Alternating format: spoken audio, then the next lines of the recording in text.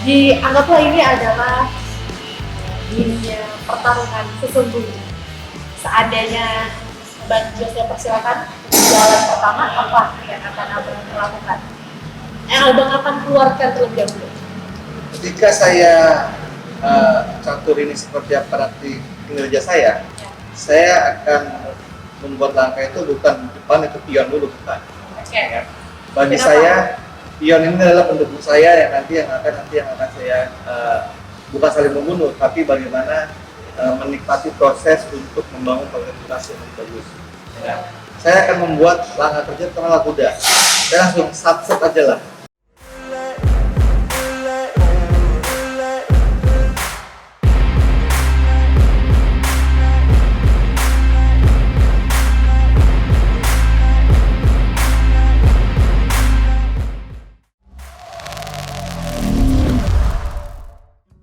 Assalamualaikum Ada Lover, jumpa lagi di program pertama di Ada Pollution Official, kali ini di Ada Esensi. Dan perdana tentunya saya bersama salah satu pemuda inspiratif yang memang sudah menghibahkan dirinya di dunia perpolitikan di Bekasi.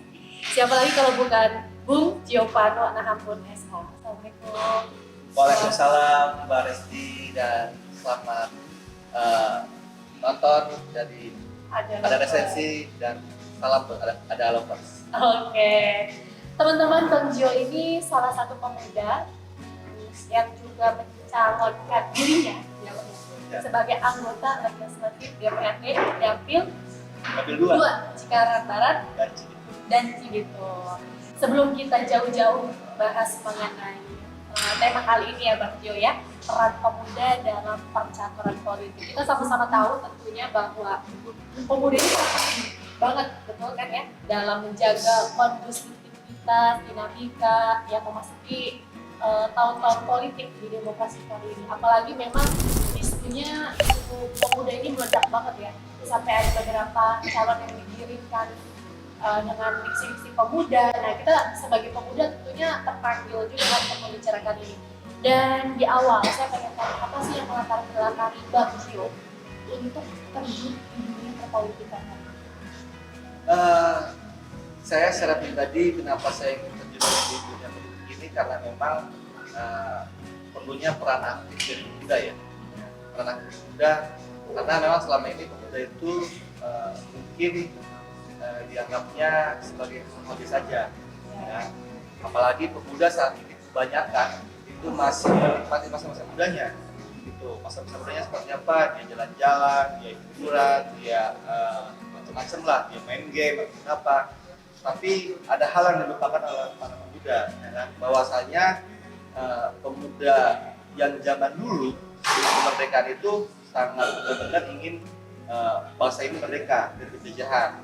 Dan pemuda sebelum masa reformasi ingin bangsa ini juga lebih bagus lagi. Ya. Tapi malah belakangan semakin di sini itu pemuda kebanyakan itu masih fokus ya, gua kerja aja lah, terus gua fokus kuliah atau fokus apa pulang kerja, terus kemudian akhirnya dia lupa ada hal tanggung jawab yang lebih besar untuk bagaimana membangun bangsa ini. Apa yang Bang Gio ingin lakukan untuk membangun bangsa itu sampai mencalonkan diri sebagai anggota DPRD? Begini, terkadang kenapa di DPRD itu perlu anak muda, ya, bukan untuk bersaing kepada yang lebih tua, bukan untuk bersaing yang lebih tua, karena kita perlu adanya, kalau pemuda kan masih fresh pemikirannya, lurus aja, ya. Lurus dalam arti ini ya kan, kalau pemuda saat ini kan pakai logikanya simpel, ya kan? Banyak orang nganggur yang harus kerja, ya kan? Banyak yang nggak sekolah, ya harus sekolah. Banyak yang nggak mendapatkan pendidikan kurang layak, kerja sudah kurang layak. Terus banyak lagi warga yang ekonominya rendah, ya, dia harus minta bantuan. Nah, terkadang kenapa saya ingin masuk ke jadi anggota dewan ini, ya, di legislatif ini, karena yang sudah saya lihat dari pengalaman kan, pengalaman saya sebenarnya sebelumnya ini di advokat dan di pengacara, di aktivis dan di media juga di wartawan. Kan? Nah, kebanyakan anggota dewan yang saat ini itu dia fokus hanya di legislasi. Nah, legislasinya tapi kadang-kadang bukan mereka tidak pro rakyat, tetapi kadang-kadang mereka kurang mengamankan suatu bahan yang harus dibawa, seperti misalnya gini, ya kan? Orang tua zaman sekarang ataupun anak muda zaman sekarang dia tidak tahu ataupun mungkin kurang paham kalau 10 tahun kemudian mendatang nama-nama kampung ini akan hilang. Nama-nama kampung ini akan hilang, nama-nama kampung. Ya, dari hal seperti apa? Misalnya, ini Maponam, ya, ada beberapa kawasan di Kabupaten Bekasi, seperti kawasan Jababeka, kawasan di Cikarang, kawasan Ejip, ya kan. Tapi anggota dewan sekarang ataupun masyarakat Kabupaten Bekasi itu lupa, ya. Kalau anak cucu mereka itu ke depannya itu tidak akan mengetahui itu kampung apa dulunya. Gitu. Kayak Mbak Desti sekarang kan misalnya tinggal di Cikarang Utara, ya kan? Mbak Desti tahu tidak Jababeka itu dulu kampung apa? Nggak akan tahu. Ya. Itu yang harus, misalnya saya ingin masuk ke jadi anggota dewan itu bukan mempertahankan sejarah, gitu. Ya. Karena apa? Ketika nanti 20 atau 30 tahun mendatang, itu tidak akan tahu lagi sejarah seperti apa. Itu nama kampung apa? Apakah hanya sebuah catatan aja atau seperti apa? Misalnya gini, kita ingin nanti pengennya kita misalnya itu Jababeka apa gitu loh. Misalnya nama kampungnya contoh kampung Kebun Jati, ya kan? Jadi dia nanti minimal seperti satu kawasan ini dia harus membuat pengumuman ataupun apa ya, ada hal tertulis lah, ya kan? Dulu kawasan Jababeka itu dulu kampung namanya Kebun Jati, contoh gitu ya, gitu loh. Ini yang harus dibuat satu legislasinya atau undang-undangnya, ataupun kalau di Kabupaten Bekasi perlu perdanya. Nah, jadi sehingga ketika ada investor yang ke Kabupaten Bekasi, contoh hal kecil sekarang lagi paling banyak ingin membangun perumahan, minimal dia harus nama perumahannya nama kampung tersebut. Supaya apa? Supaya nanti ke depan anak cucu kita di 30 tahun mendatang ataupun 60 tahun mendatang dia lebih tahu. Oh dulu misalnya ini Cikarang apa misalnya satu perumahan kayak saya di Cibitung ya kan ada misalnya perumahan alam pesona Wanajaya. Oh iya, pesona alam Wanajaya. Jadi akhirnya ada nama Wanajayanya. Tapi kan itu nama desa. Tapi perlu nggak dibikin nama kampungnya juga? Misalnya akhirnya nama perumahannya contoh Logam Bangun Belah Kunyit. Nah, jadi nama kampungnya ini tuh harus diada. Atau contoh misalnya apa nama rumahnya Logam Bangun Ceger. Jadi akhirnya keingat nanti anak kecil kita, oh dulu pasti kan dia tanya, kenapa nama perumahan ini ada cegernya, ya kan? Akhirnya ketika orang tua itu tahu, oh dulu itu nak, ya kan, dulu atau cucu kita, ya kan, dulu ini tuh, dulu itu namanya kampung ceger. Oke.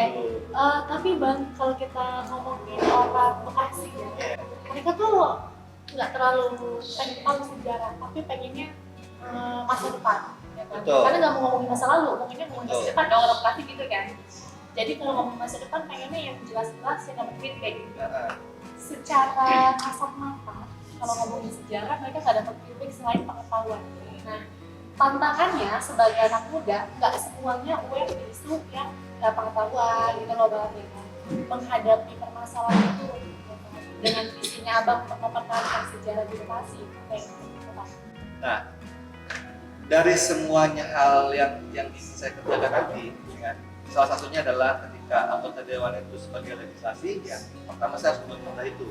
Nanti kalaupun nanti ke depannya seperti apa, anak muda sekarang itu bukan harus misalnya dia harus bekerja di perusahaan atau di PT menjadi buruh. Saya tidak bilang akhirnya buruh itu kerja tidak enak, ya kan? Itu pasti masih pribadi orang. Tapi saya ingin besok membuat bagaimana anak muda ini lebih ke ekonomi kreatif lah. Ya. Nah, selama ini kan kebanyakan anak-anak muda itu takut untuk berbisnis karena takut rugi. Ya. Ketika sudah rugi dikasih pinjaman yang akhirnya pinjaman tersebut sudah cair pinjamannya, tapi dia langsung besok memikirkan uang cicilannya, uang pinjamannya. Nah, saya ini punya konsep, misalnya nanti ketika nanti pemerintah daerah menghibahkan bantuan untuk UMKM, misalnya gini, kita bikin UMKM ini satu UMKM atau satu per orang 20 juta per bulan, 20 juta dia UMKM-nya. Nah, misalnya kayak Mbak Resti dan kawan-kawan, Mbak Resti dikasih nanti UMKM 20 juta, ya kan? Tapi Mbak Resti ini harus usahanya lele aja, ya kan? Saya dapat 20 juta bantuan, ya kan? Tapi saya dagang gitu, pecel lele. Jadi saya yang jual lelenya, Mbak Resti yang ngebibit lelenya. Gitu. Selama ini kan kolaborasi. Jadi fokus. Kolaborasi ekonomi. Karena kalau Mbak Resti juga usaha pecel lele, juga dagang pecel lele, saya pecel lele, yang ada bersaing.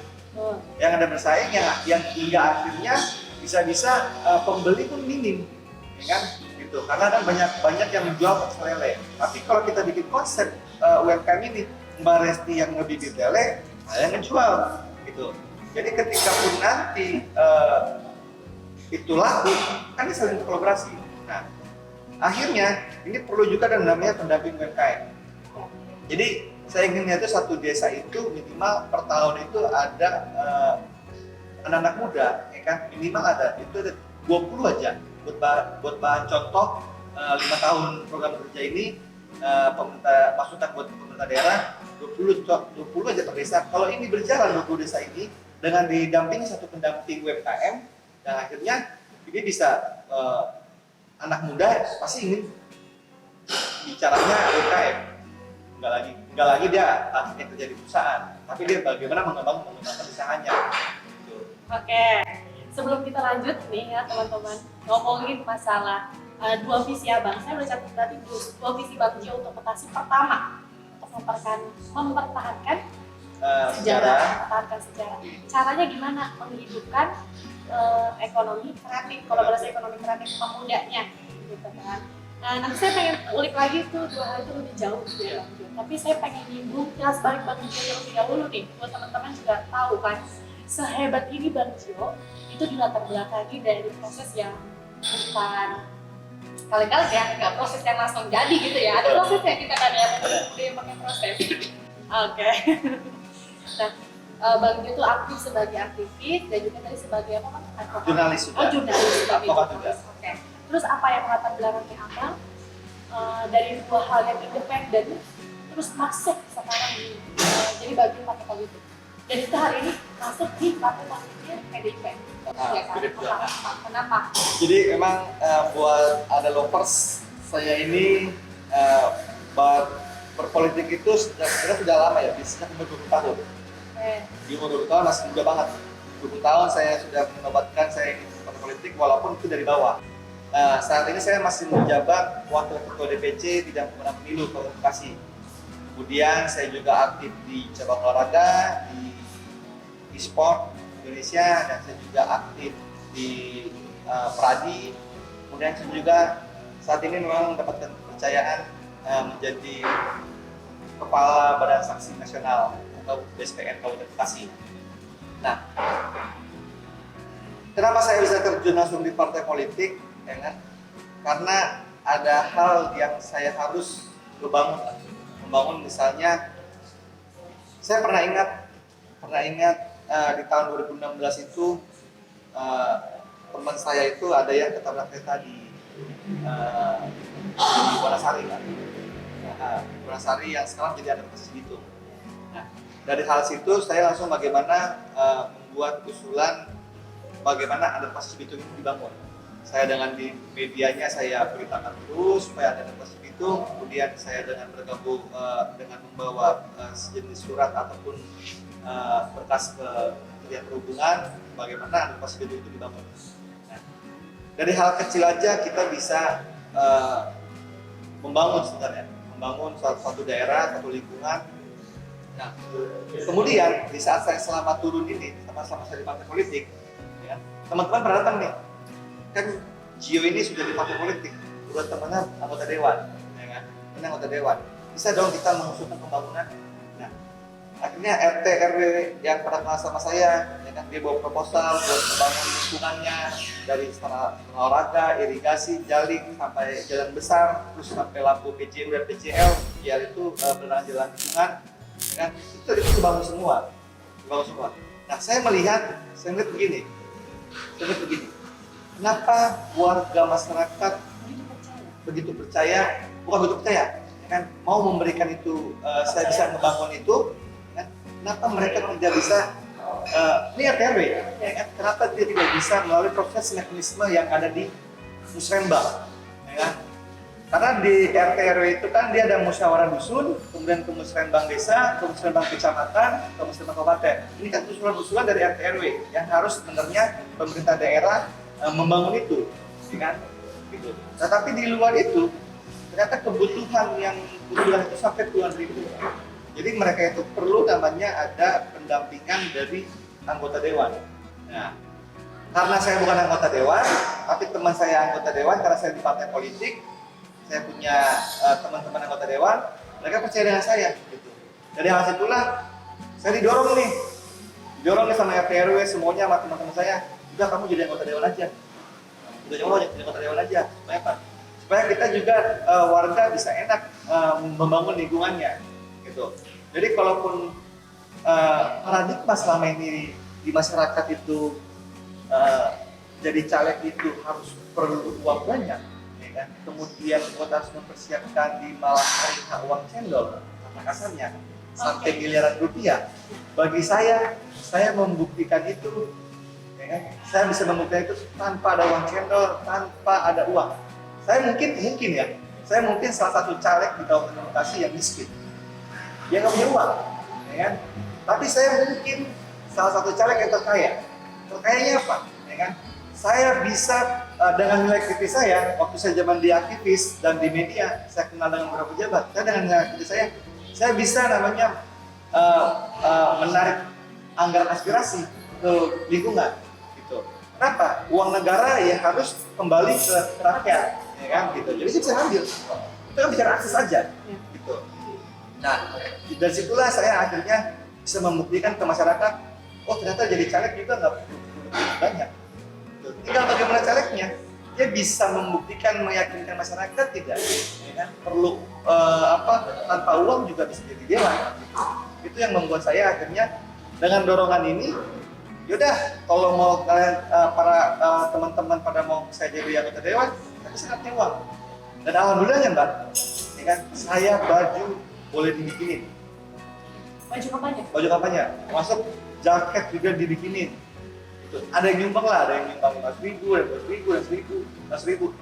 Kalau dia bilang, nggak mungkin, nggak percaya, terserah. Tapi itulah kenyataan bagi saya. Berarti Bang Jo maju benar-benar representatif pemuda yang diusung oleh dari daerah pemilihan sendiri. Iya, daerah pemilihan Cibitung sekarang Barat. Kalau nggak tahu Bang Jo rumahnya di mana emang? Saya rumah di Muktiwari. Di perumahan Logam Bangun Setia 2 itu masih subsidi. Kecamatan Cibitung, Desa Muktiwari. Dan saya rumah masih subsidi. Gitu. Nah kalau teman-teman jadi Bang Ji jadi anggota dewan nanti pasti rumahnya gedongan. Enggak, saya nggak bakal pindah, saya tetap di situ. Nah, ini teman lokal direkam Bang. Tetap pindah, saya tetap pindah, saya tetap di situ. Oke Bang Jo, karena tadi kita bahas luar biasa banget ya ini kilas baliknya Bang Jo sebagai aktivis, sebagai jurnalis, kemudian semangatnya masyarakat seperti yang ada di tema kita ya teman-teman, ada lovers ya, peran pemuda dalam percaturan politik kita sudah sediakan papan catur nih Bang. Catur ya? Ini sebagai challenge tentunya sebetulnya ya. Dianggaplah ini adalah dunia pertarungan sesungguhnya. Seandainya Bang Jo saya persilakan jalan pertama apa yang akan Abang lakukan? Yang Abang akan keluarkan terlebih dahulu. Ketika saya catur ini seperti apa nanti kinerja saya akan membuat langkah itu bukan di depan, itu pion dulu bukan. Ya. Bagi Kenapa? saya pion ini adalah pendukung saya yang nanti akan saya bukan saling membunuh, tapi bagaimana menikmati proses untuk membangun kualitas yang bagus. Ya. Saya akan membuat langkah kerja terlalu mudah. Saya langsung satset aja lah, satset jadi gitu. Kalau kuda itu langsung tinggal dia bisa tiga kolom yang terdepan gitu. Nah, kenapa saya harus kuda dulu? Saya semakin ya kan? Di perusahaan di kolaborasi itu kita ada perda namanya perda tenaga kerja ya kan? Yang 60% atau berapa persen itu harus orang Kabupaten Bekasi. Itu baru misalkan tadi. Nah, ketika saya jadi anggota dewan, saya akan satset perkembangan, saya akan sidak dulu semua perusahaan yang di Kabupaten Bekasi. Ya, saya ingin mau menanyakan semua perusahaan yang di Kabupaten Bekasi, kalian itu sudah belum, ya kan, menjalankan perda yang terkait dengan kerja Kabupaten Bekasi. Kemudian saya kenapa harus langkah lebih cepat lagi? Saya tidak ingin ada lagi namanya besok itu orang kerja itu harus pakai lewat calo. Ya kan? Saya pengennya itu di Snaker komunikasi sudah cukup ke perusahaan. Nggak ada lagi harus lewat yayasan, maaf nih ya, yayasan, terus kemudian lewat calo, lewat ini, ya kan? Harus dari di Snaker ke perusahaan. Itu yang membuat saya langkah lebih cepat, lebih maju. Oke Bang, sekarang giliran saya jalan ya. Saya mau jalan 2 langkah. Ya. Memang pion itu bisa dijalankan 2 langkah dari Mbak Resti. Ya, inilah saya anggap sebagai penghalang yang tadi yang saya bilang adalah calo ataupun yayasan. Saya bukan akhirnya mau menghabisi pendaringan mereka ataupun rezeki mereka. Karena bagi saya ketika ada yang menghalang saya untuk menabrak tadi tenaga kerja itu harus dari Disnaker ke perusahaan terlibat langsung, bagi saya ini harus dimakan. Harus dimakan. Supaya apa? Supaya mohon maaf, nepotisme dalam memasukkan tenaga kerja itu tidak lagi ada calon-calon. Jadi semua orang bisa bekerja langsung. Jadi cukup anggota dewan harus berhadapan sama pihak perusahaan ataupun pemerintah dengan pihak perusahaan. Siapa perusahaan ownernya atau pendapat itu? Kalau perusahaan intervensi gimana Bang? Hah? Kita ada perda, kita ada aturan. So, kalau ketika tidak ada dijalankan, kekurangan sekarang, anggota dewan sekarang kekurangannya adalah ya kan? Kebanyakan. Dia membuat perda bersama eksekutif tapi tidak ada sanksinya. Kinerja Bang Jo memang menggambarkan pemuda sekali ya. Pemuda yang begitu idealis, begitu yang sat-sat, astes, ya kan? Apa komitmen Bang Jo sebetulnya untuk bisa menjalankan apa yang tadi disampaikan Bang Jo? Karena lapangannya akan berubah, lapangannya juga berubah Benar. saat ini kan? Jadi yang kalau kata Pak Mahfud MD, ya kan, ketika dengan melanggar hukum, tabrak, gitu. Ya itu menggambarkan anak muda banget tuh, ya kan. Jadi kalau ada yang nahan-nahan, tabrak. Oke. Apa bentuk komitmennya? Rakyat harus bersama-sama saya. Berarti komitmen terhadap. Nah, ketika rakyat sudah bersama saya berani melawan mereka semua. Oke. Bang Jo, saya jadi tertarik sama bionya Bang Jo di Instagram. Jangan pernah katakan tidak bisa jika belum mencoba. Betul. Pertanyaannya, apakah hari ini di ranah percaturan perpolitikan di Bekasi, Bang Jo memang coba-coba untuk nggak dianggap tidak pernah bisa, atau memang gerakan sesungguhnya dari hati? Jadi kenapa saya itu jangan pernah katakan tidak bisa kalau tidak coba. coba. Jadi Pertanyaannya ini mau coba-coba atau bukan? bukan, saya bukan mencoba-coba gitu. Ya dianggap nggak bisa ya? Saya bukan coba-coba. Karena gini, banyakkan orang ketika belum mengerjakan sesuatu tapi udah langsung ngomong, udah menyerah duluan. Itu pesimis banget jadi orang. Pesimis banget, ya kan?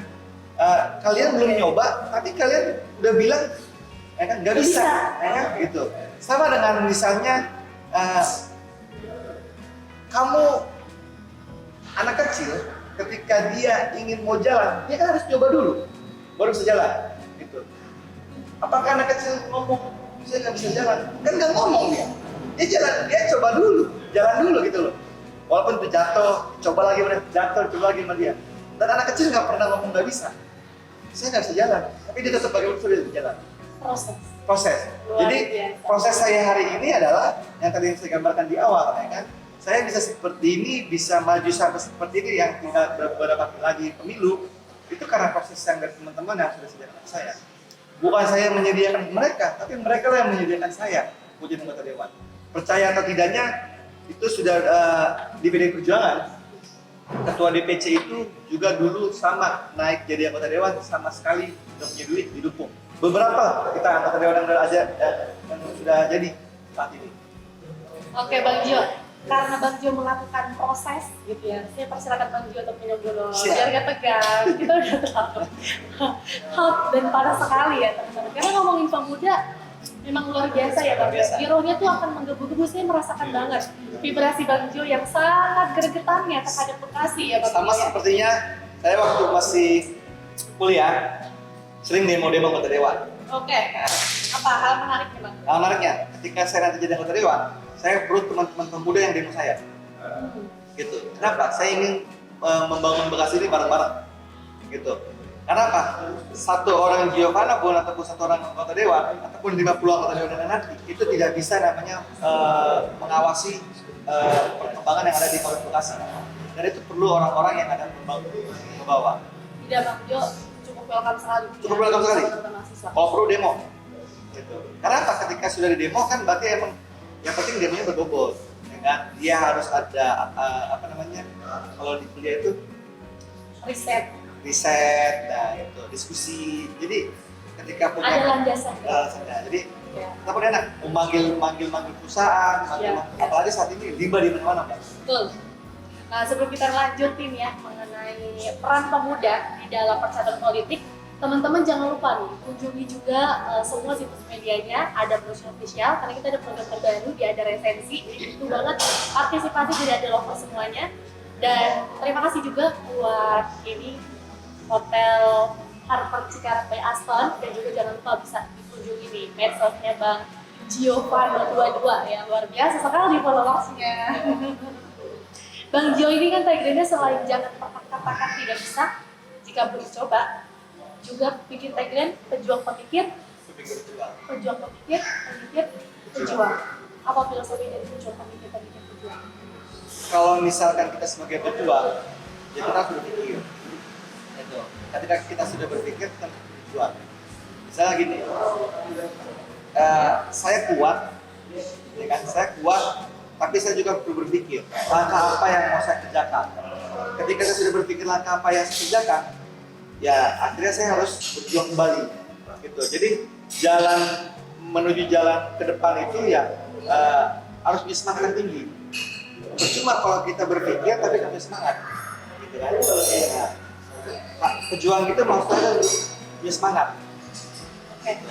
Ketika sudah semangat, kita punya pikiran jernih, ya kan? Atau imajinasi atau pengetahuannya. Ketika punya pengetahuannya, kita harus berjuang lagi. Tapi Bang Jo ini kan pertama kali nyalonin ya jadi anggota legislatif. Oke, kemudian pilih di Dapil 2, Cikarang Barat, Cibitung. Dan saya selalu searching Cikarang Barat, Cibitung, Dapil 2 itu dikenal sebagai dapil neraka Bang Jo. Dapil yang ekstrim. Nah, gimana strategi Bang Jo dalam menghadapi dapil 2 yang katanya dapil neraka? Saya juga bingung kenapa dapil neraka gitu. Karena di dapil 2 itu ada anggota dewan aktif, ada ketua DPC dari ada beberapa ketua DPC partai, kemudian ada staf DPC partai, ya. Sehingga persaingannya kencang jadi bilang dapil neraka. Nah, Oke. itu kata orang. Oke. Tapi Ya, kalau dari riset. kalau kata saya biasa aja sih.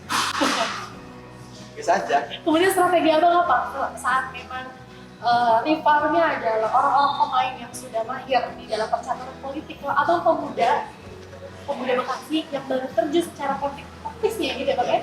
Kan kalau kemarin kan kita akan berpartisipasi aktifnya cuma mengawal saja kan ya. Apa yang abang lakukan? Karena bekerja langsung dan bersinggungan dengan mereka semua. Ya tadi yang saya bilang, saya punya pendukung saya yang benar-benar solid, dan yang perlu diketahui Mbak Desti adalah mereka ini ketua RT ya, dukung saya ya. Dia tuh ketika ada ketua RT, jadi ketua RT saya ini ya kan ngomong dia cari ketua RT lain, udah ada caleg belum? Kalau belum ada caleg, nih gua ada caleg. Oh dia mau promosi kayak saya, ya kan? Luar biasa. Ini buktinya, dia udah ngebangun ini. Dia udah mau, tapi maaf, nih anggota dewan gua, ya kan, caleg gua nih ngasih duit gitu loh. Itu rata-rata RT RW yang pada mempromosikan saya, bukan saya yang mempromosikan saya sendiri gitu loh. Oke. luar biasa. Aku mau bahas mengenai ini ya, desanya Bang Gio, Desa Muktiwari. Desa Muktiwari. Dari sudut pandang seperti apa Bang Gio sendiri melihat Desa Muktiwari yang tadi Abang Gio di awal isinya pertama mempertahankan sejarah. Sejarah. Apa yang Abang pertahankan? Saya melihat Desa Muktiwari ini Agak soft ya? seperti terasingkan, Pak. Kenapa? Cibitung terkenalnya itu seperti perkotaan, ya. Punya jalan tol, punya pintu tol Cibitung, ya. Tetapi saya lihat di Muktiwari aja itu nggak ada SMK negeri. Di Muktiwari aja nggak ada SMK negeri. Di Muktiwari nggak punya puskesmas. Apa yang ada di benak kita dengan 7.500 perusahaan kurang lebih di Kota Bekasi, Desa Muktiwari nggak ada namanya SMP, nggak ada namanya SMK negeri, nggak ada SMA negeri, nggak ada puskesmas. Kita bisa bayangkan dengan penduduk sampai kurang lebih 20.000, tapi tidak ada puskesmas. Sedangkan orang Muktiwari yang berobat itu kalau ketika kita rujukan aja, dia harus ke puskesmas Sukajaya, itu jauh sampai sekitar 5 km atau 3 atau 4 km. Ya, kita bisa bayangkan. Tambah lagi kalau Mbak Resti ke Muktiwari, ya kan, itu jalannya gelap. Kalau rumah-rumah pinggir jalan itu nggak menyalakan lampunya, itu gelap jalan itu. Tambah lagi jalan rusak. Saya melihat Muktiwari ini sampai idealnya kalau SD aja itu harus tinggal 5, tapi ini baru 2. Mbak Desi bisa bayangkan anak SMP di situ, sekolah di situ, anak SD sama anak SMP itu bersaing untuk jam pelajaran. Anak SD dan anak SMP, kita ada SMP karena SMP 7 Cibitung, tapi nggak ada sekolahnya. Dia numpang di SD, sudah 3 tahun lebih. Jadi gantian. Gantian. Kadang-kadang mereka cuma belajar 1 jam, belajar 2 jam. Itu kadang-kadang saya anggap ini kayak nggak ada dewan. Pemilu selama pemilu ada, kenapa di Muktiwari ini kok nggak ada SMP negeri? Mereka kan anggota dewan yang sekarang terpilih, ya kan, yang sekarang lagi duduk, ini nggak peduli banget apa sama Muktiwari atau gimana sih? Gitu. Jadi saya bukan mau menjelekkan anggota dewan yang ada, yang penting dari hati saya buat anggota dewan yang ada, tolong pikirkan kembali bagaimana berkembang Muktiwari. Oke, Bang, saya juga pengen melihat ya perkembangan Desa Muktiwari di saat Abang Gio jadi, ya kan, mempertahankan sejarah memang sebagai pertama lihat di sana. Ada di sana ya? Enggak, saya lahir di Jakarta. Oh, ya di Jakarta nomor besar di Desa Di Bekasi tapi. Oke, lahir di Bekasi, ya. Sekarang tinggal di Desa Muktiwari. Muktiwari. Cuma memang miris sekali dengan sektor perekonomian, sektor kesehatan, sektor pendidikan, itu perlu di-up sekali ya, Bang. Iya, tambah lagi kan di situ ada perumahan baru-baru ya. Nah, saya ketemu tokoh-tokoh di situ, ya kan. Kita tanya ini kampung apa dulunya? Ya kan? Ada nama kampung itu, apa lagi namanya, kampung apa? Itu udah nggak ada nama kampungnya sekarang. Sudah jadi perumahan Pulau Gambang Setia 2 aja, LBS. Luar biasa. Ini kan segmen pertama, mempertahankan sejarah. Ini kita masuk ke segmen keduanya mengenai tadi programnya apa? Ekonomi kreatif. Kreatif. Selain mau kolaborasi ekonomi pemuda, Bang Gio itu saya catat bahwa sedang mengkampanyekan program kerja gratis menjadi anggota DPRD. Betul Bang Gio? Betul. Apa sebetulnya grand design yang Abang skemakan untuk teman-teman pemuda di Bekasi mengenai program kerja gratis? Yang tadi yang saya bilang itu, saya itu bagaimana masyarakat Kabupaten Bekasi atau pemuda-pemuda yang pada nganggur ataupun nanti yang baru lulus sekolah ingin pekerjaan, ya dia langsung dong akses ke pemerintah langsung, ya kan? Tidak lagi lewat calon-calon. Yang itu yang saya kampanyekan saat ini adalah banyak pengangguran, bawa CV ke saya, ya kan? Bawa CV ke saya akan masukkan ke perusahaan kecil.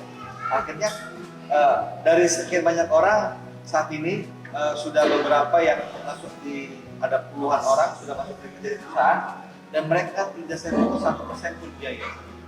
Tidak. Karena apa? Saya ingin mohon maaf memutuskan mata rantai calon-calon itu, ya kan? Kalaupun saya sebenarnya bisa aja saya mau nyaloin kan gitu ya. Ambil nyalon, ya kan? Pasti mereka milih saya kan. Cuma saya nggak mau, gitu. Karena apa? Bagi saya pahala lebih bisa bicara daripada uang. Masya Allah, luar biasa Bang Jo. Bukan soal agamis nih, Iya, tapi memang saya terpilih jadi anggota dewan pun bagi saya itu bonus. Nggak terpilih saya jadi anggota dewan, bagi saya sudah berbakat. Ada kepuasan. Oh, luar biasa. Saya jadi tertarik Bang Jo ngomongin masalah tadi kan pertahanan, mempertahankan sejarah, terus Bang Jo sempat sepil kondisi desa Mutiwari. Saya pernah menyoroti sebetulnya ketika angka pengangguran kita tinggi.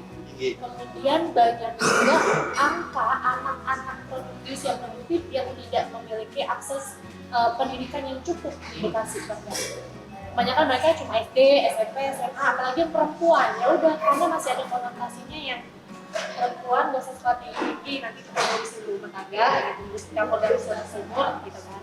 Kemudian saya khawatir ketika pemerintah tidak fokus pada isu pendidikan, kemudian sumber daya manusia di Bekasi yang pendidikannya cukup rendah, akhirnya mereka tuh dipaksa atau bisa untuk sebagai tenaga kerja yang dibayar murah karena memang tidak cukup dengan persyaratan yang sekarang kalau masuk kerja kan persyaratannya luar biasa Bang gitu ya, udah tinggi, udah ijazahnya, udah IPK-nya dan lain sebagainya. Karena mereka tidak cukup itu, akhirnya mereka cuma dipaksa atau dikemas sebagai outsourcing, guru kontrak dan lain sebagainya. Itu justru menindas generasi kita juga ke depan sebagai pemuda. Apa sih sebetulnya Bang Jo bisa menyoroti persamaan itu juga? Nah, saya pengennya itu nanti ketika saya duduk anggota dewan, saya pengennya itu sebelum pendidikan kita berkualitas, saya ingin guru-guru kita berkualitas dulu. Ya, bukan saya akan bilang guru-guru sekarang berkualitas, tapi lebih meningkatkan lagi berkualitasnya. Ya. Kenapa? Semakin kesini semakin anak-anak sekarang itu nilai pengetahuan itu lebih tinggi lah, ya kan? Atau IQ-nya lebih tinggi, ya kan? Sehingga itu berkualitas. Nah, kalaupun nanti pada akhirnya tugas untuk fungsi anggota dewan ini harus mengawasi pendidikan ini yang lebih bermutu, ya. Pertama kualitas guru, kemudian adalah fasilitas pendidikannya, gitu. Karena fasilitas pendidikan yang ada di Tambun Selatan dengan di Muara Gembong itu beda.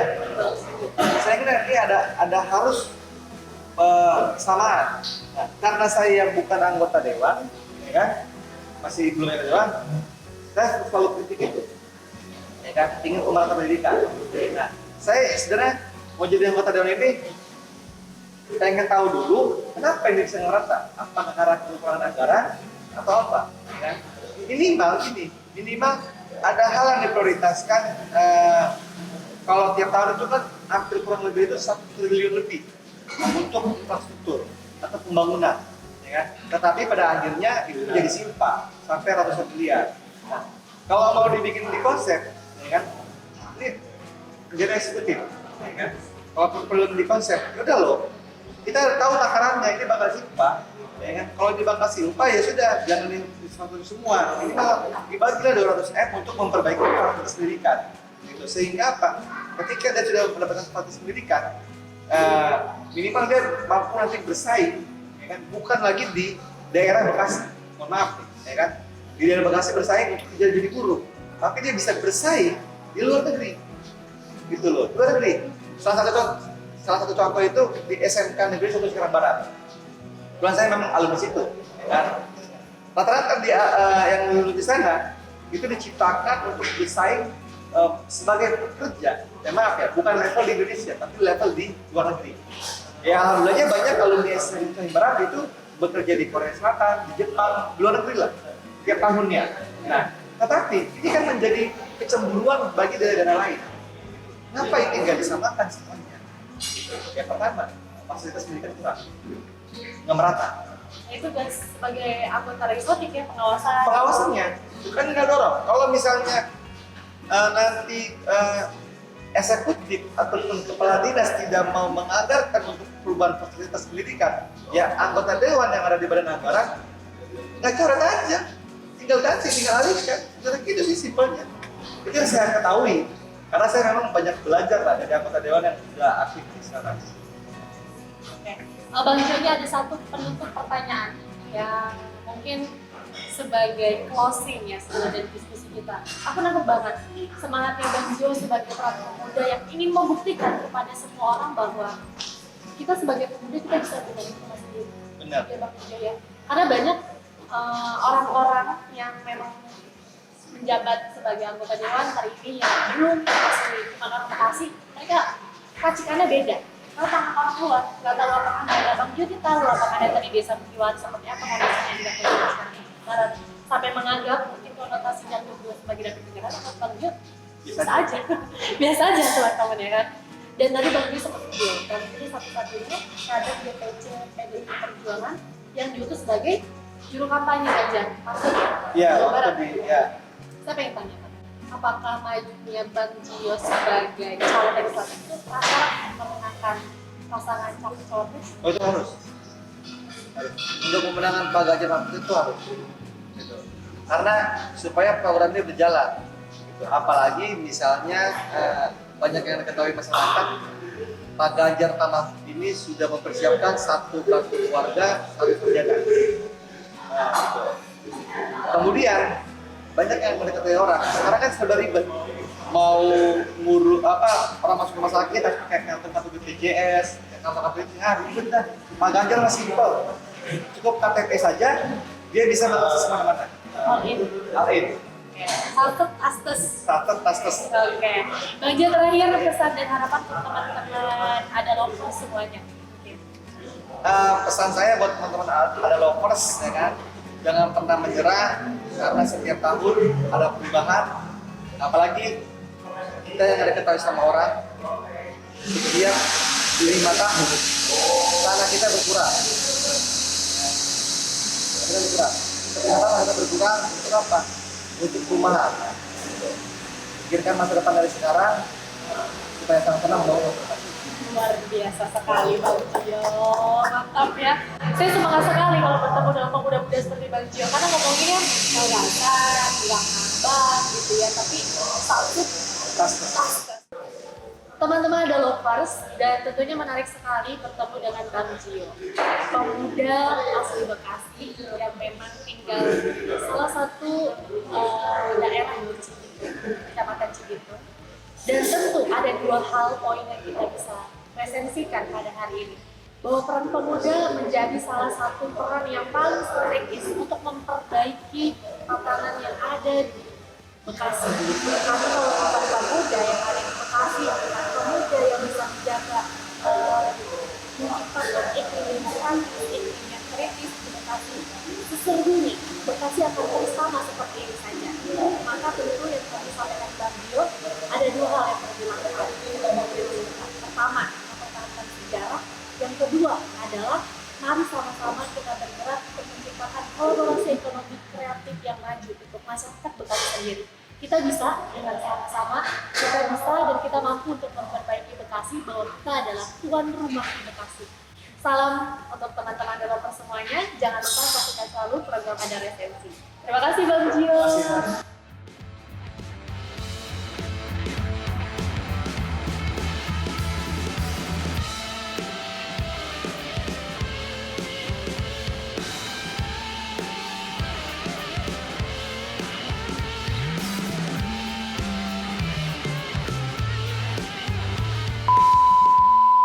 Terima kasih buat ada resensi.